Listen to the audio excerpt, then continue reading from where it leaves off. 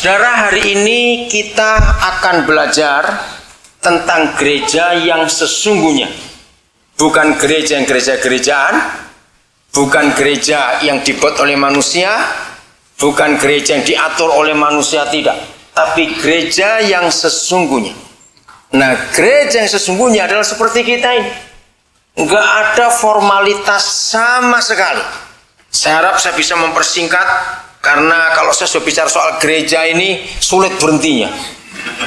Nah, oke, bagi saudara yang sudah kenal saya sekian tahun terakhir, 10 tahun terakhir, 20 tahun terakhir, mengapa saya tetap seperti ini dari dulu dan tidak pernah punya keinginan apalagi ambisi untuk buat gereja yang secara organisasi seperti dibuat oleh banyak teman-teman yang lain. Kenapa?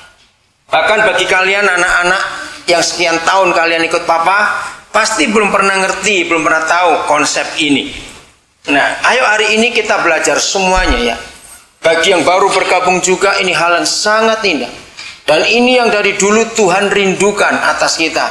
Inilah gereja yang papa dari dulu rindukan. Kita mulai dengan Wahyu pasal 21. Wahyu mulai pasal 21 ayat yang ketiga. Dapat Wahyu 21 ayat 3. Lalu aku mendengar suara yang nyaring dari takhta itu berkata, Lihatlah, kemah Allah ada di tengah-tengah manusia, dan ia akan diam bersama-sama dengan mereka. Mereka akan menjadi umatnya, dan ia akan menjadi Allah mereka. Ya.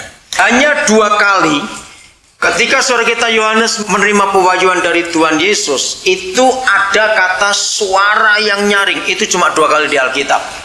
Yang pertama di Wahyu 19, ketika Yesus sebagai gereja, sebagai kepala gereja, mempelai laki-laki gereja menyatu dengan gerejanya. Itu di ayat yang ke-6. Suara nyaring, Wahyu 19. Yang kedua di ayat ini.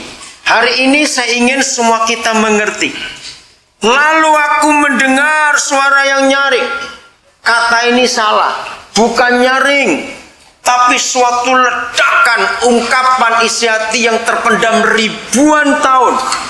Dari takhta itu, siapa yang bersuara nyaring ini? Suara yang hebat sekali, itu Papa di surga, saudara. Ketika sampai waktunya, ketika gereja yang dia rindukan nyata di bumi, maka Papa dari takhta itu berteriak, mengeluarkan seluruh kekuatannya. Dia berseru, hai dunia, lihatlah. Hai alam semesta, lihatlah. Kalau saya pakai terjemahan bebas, inilah yang kamu tunggu-tunggu. Rumahku, tenda, kemah, ada di tengah-tengah manusia. Jadi saudara, dari dulu Papa di surga itu rindu.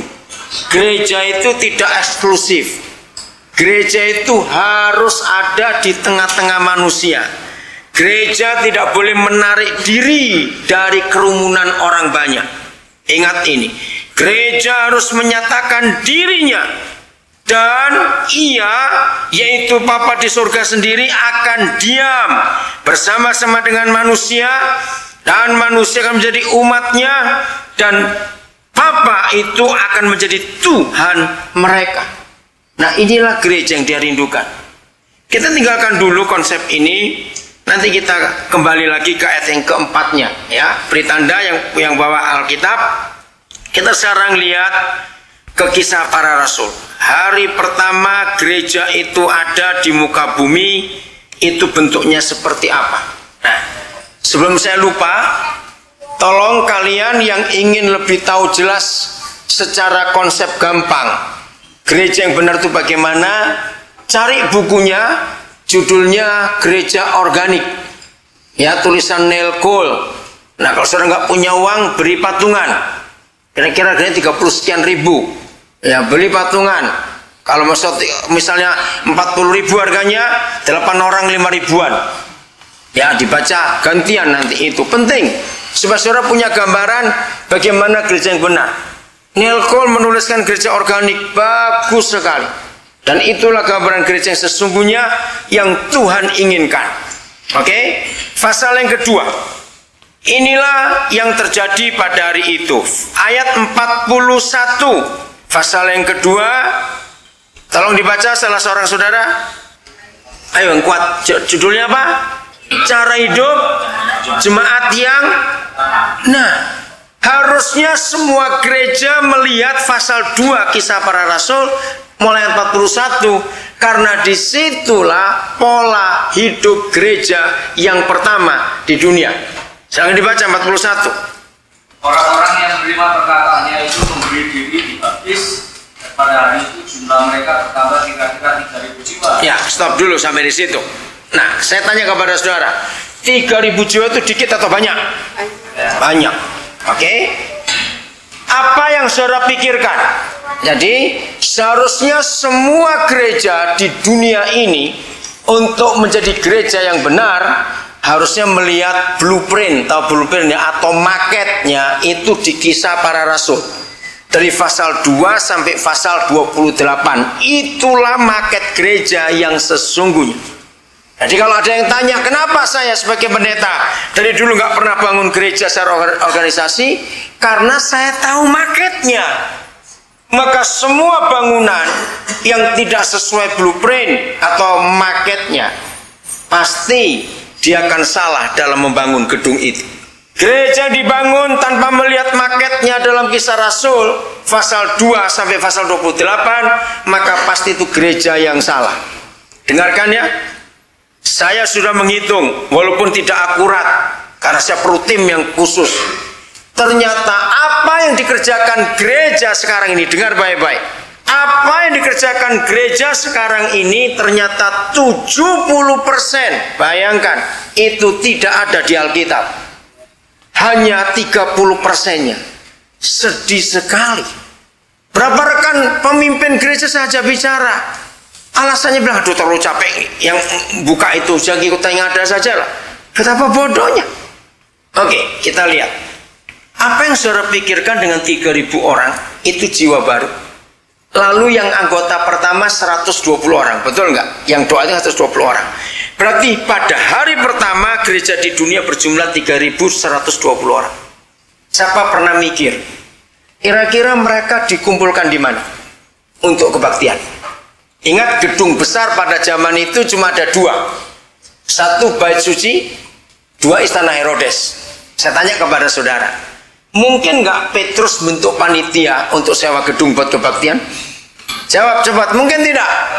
Apa alasannya tidak? Loh, sudah ada gedung kok. Ya itu tadi.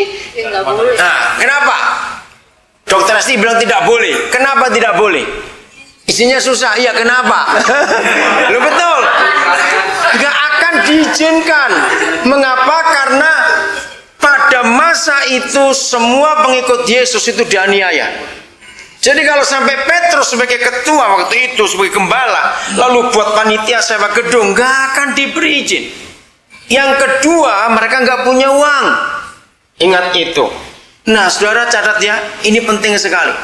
Sampai akhir dari pasal 28 Kisah Para Rasul, itu yang saya kagum. Mereka tidak pernah berbicara tentang fasilitas sama sekali.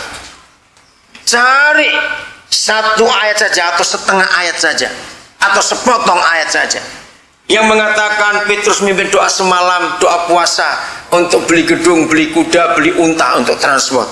Tidak ada satu kali pun disebut soal fasilitas, saudara. Lihat gereja zaman sekarang, jemaat baru 4 ekor, itu cuma istrinya dan 3 anaknya. Sudah sewa, sudah bentuk panitia pembangunan, beli tanah dan semuanya itu. Ini yang 3.000 aja nggak pusing. Ayat 47, silakan dibaca. Masih pasal yang sama. Cepat. Ayo. Pertanyaannya, sambil memuji Tuhan, di mana 3.000 orang? Di mana itu kumpulnya? Nanti kita akan ketemu jawabannya. Mereka disukai semua orang. Kalimat penting adalah, dan tiap-tiap hari Yahweh menambah jumlah orang. Catat baik-baik, yang diselamatkan. Gereja sekarang pasti ada anggota simpatisan. Nah, yang ditambah bukan orang simpatisan, yang diselamatkan tiap-tiap hari. Ayo kita hitung, kira-kira dalam sebulan jadi berapa anggota gereja itu? Hari pertama 3.120, setiap hari ditambahi. Jangan bilang tambah 3.000 tiap hari, enggak akan sebanyak itu. Sebulan